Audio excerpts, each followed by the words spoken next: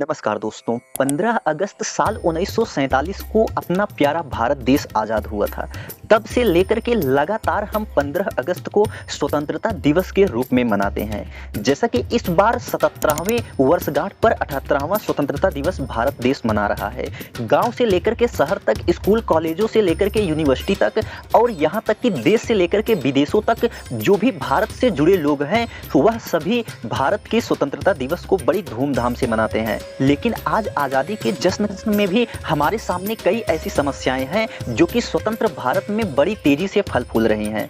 जैसा कि आपने पिछले दिनों देखा होगा कि पश्चिम बंगाल में हुई घटना ने एक बार फिर से लोगों को स्तब्ध कर दिया है। ऐसे में हर दिन देश में ऐसी अनेकों घटनाएं हो रही हैं। देश में पनप रहे नए प्रकार की समस्याओं से देश आज़ादी चाहता है। जैसा कि आपने देखा था कि देश को स्वतंत्र कराने के लिए हमारे बहुत से स्वतंत्रता सेनानियों ने अपने जीवन का अमूल्य वर्ष देश को स्वतंत्र कराने में लगा दिया। लेकिन अब जब देश स्वतंत्र है तो ऐसे में देश के अंदर ऐसी कई समस्याएं उत्पन्न हो चुकी हैं जिनसे कि हर व्यक्ति आज़ादी चाहता है। देश को आज़ाद हुए 7.5 दशक से ज़्यादा का समय हो चुका है, लेकिन अभी भी गुलामी वाली जो मानसिकता थी वह लोगों के अंदर से नहीं निकली है। इसके साथ साथ देश को स्वतंत्र हुए इतने वर्षों के बाद भी देश में काफ़ी कुछ बदल चुका है, लेकिन तब पर भी जो समस्याएं पहले थी वही समस्याएं अब विकराल रूप धारण करके हमारे सामने दिखती हैं। जैसा कि गरीबी, बेरोजगारी, यह ऐसी समस्याएं हैं जो कि पिछले कई दशकों से चली आ रही हैं और आज भी बरकरार है। लोगों के बीच बढ़ती आय की असमानता, इसके साथ साथ जातिवादी मानसिकता वाली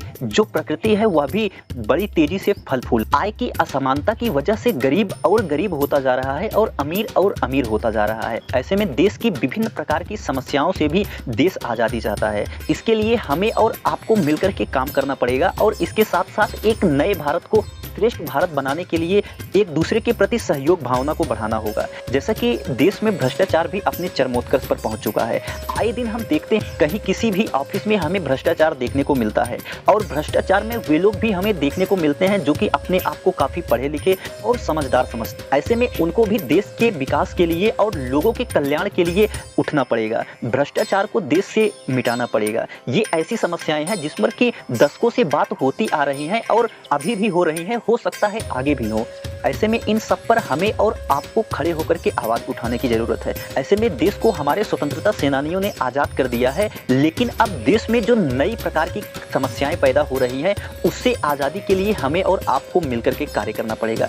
ऐसे में आप सभी को 78वें स्वतंत्रता दिवस की हार्दिक बधाई और शुभकामनाएं। धन्यवाद।